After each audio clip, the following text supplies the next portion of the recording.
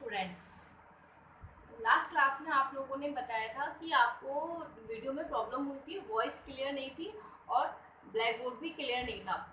तो आज मैं आपको जो हमने लास्ट क्लास में पढ़ाया था प्रोटीन, उसका थोड़ा सा ब्रीफ करती हूँ। Protein, what is protein? Protein is a macronutrients.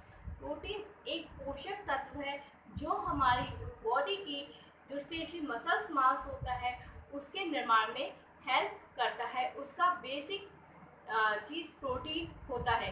Protein हमारी बॉडी का वेट का 15% होता है, अर्थात हमारी बॉडी का जितना भी वेट है उसका 15% भाग प्रोटीन से ही बना हुआ होता है। प्रोटीन जो शब्द है ये ग्रीक भाषा के एक प्रोटीन शब्द से लिया गया है, जिसका अर्थ होता है सर्वप्रथम या सबसे आगे।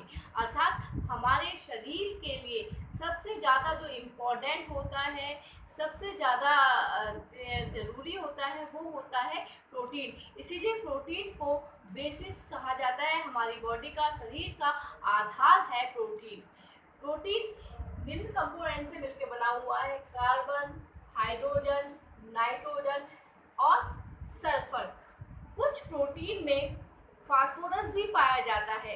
प्रोटीन की खोज मल्डर नाम के साइंटिस्ट ने 1838 में की थी। प्रोटीन में 24 अमीनो एसिड्स होते हैं। कुछ ये इन अमीनो एसिड से मिलकर ही प्रोटीन बना है। और why protein is so important for our body? आखिर प्रोटीन हमारी बॉडी के लिए इतना ज़रूरी क्यों है? प्रोटीन के बहुत सारे फंक्शंस हैं जिनकी वजह से प्रोटीन हमारी बॉडी के लिए इम्पोर्टेंट है। प्रोटीन जो होता है वो ऊतकों को सेल्स, टिश्यूज सबकी फर्मेंटेशन में हेल्प करता है।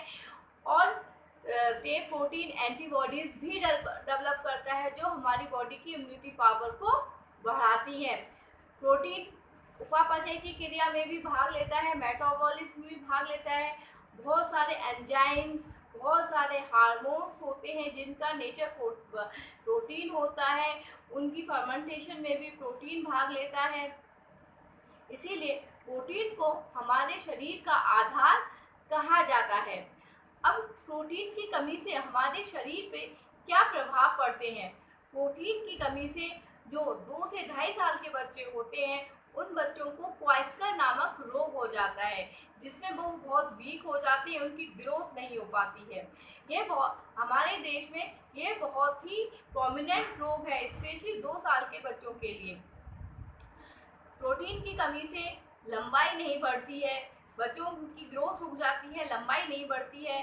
प्रोटीन से विकास रुक जाता है, शरीर का विकास नहीं हो पाता, मेंटल डेवलपमेंट रुक जाता है, आपके मेंटल प्रॉब्लम्स होने लगती हैं। साथ ही साथ प्रोटीन की कमी से हमारी मांसपेशियां पतली हो जाती हैं, हम कमज़ोर हो जाते हैं। प्रोटीन की कमी से एनीमिया नाम का रोग हो जाता है, क्योंकि प्रोटीन जो होता है वो ब्लड के फर्मेंटेशन में भी हेल्प करता है। प्रोटीन जो होता है वो हमारी बॉडी के हर पार्ट में ऑक्सीजन पहुंचाता है ब्लड के जरिए। जैसे एक ट्रांसपोर्ट का भी काम करता है प्रोटीन। जैसे हमारे ब्लड में हीमोग्लोबिन पाया जाता है, जिसमें हीम, आयरन और ग्लोबिन प्रोटीन होता है। तो जो ग्लोबिन नाम का प्रोटीन है वो होता है, वो हमारी बॉडी में जो इधर सारे पार्ट्स में जाके ऑक्सीजन को ट्रांसपोर्ट करता है, या ऑक्सीजन की हमारे सारे पार्ट्स में जाके पूर्ति करता है। तो अगर हम प्रोटीन कम लेंगे तो हमारी बॉडी में एनीमिया का रोग हो जाएगा और हमारी बॉडी में ऑक्सीजन की भी कमी हो जाएगी। प्रोटीन की कमी से हमारी परफॉर्मेंस, सक्रियता कम हो जाती है, एक्टिवनेस कम हो जाती है। इस तरीके से प्रोटीन की कमी से हम निष्क्रिय हो जाते हैं और इतनी तरीके की प्रॉब्लम हो जाती हैं। लेकिन प्रोटीन को हम अधिक खाएं तो भी हमारे शरीर में विभिन्न प्रकार की प्रॉब्लम्स हो जाती है, क्योंकि जो प्रोटीन हाँ जब एक्स्ट्रा होता है हमारी बॉडी में, तो उसको बाहर निकालने का काम किडनियाँ या गुर्दे करते हैं। जब अगर प्रोटीन हमारी बॉडी में एक्स्ट्रा है तो उसको को छानने के काम में किडनियों को अधिक काम करना पड़ता है या गुर्दों को अधिक काम करना पड़ता है, जिससे हमें किडनी से रिलेटेड प्रॉब्लम हो जाती हैं। अगर हम प्रोटीन अधिक लेते हैं तो हमें गठिया नाम का रोग या जोड़ों में दर्द होने लगता है। इसीलिए हमें प्रोटीन अधिक भी नहीं लेना और कम भी नहीं लेना, हमें प्रोटीन की एक बैलेंस डाइट लेनी है। प्रोटीन सूखे मेवे, दालों, चावलों, मांस, मछली, अंडे में पाया जाता है। प्रोटीन जो जिन सोर्सेज में 24 अमीनो एसिड्स होते हैं उसको हम संपूर्ण प्रोटीन कहते हैं, और जिसमें कम अमीनो एसिड्स होते हैं 24 से, उसे हम कहते हैं अपूर्ण प्रोटीन। जो लोग वेजिटेरियन होते हैं वो लोग दालों और चावलों से प्रोटीन लेते हैं। जो दालों का प्रोटीन है इसमें मिथियोनिन की कमी होती है।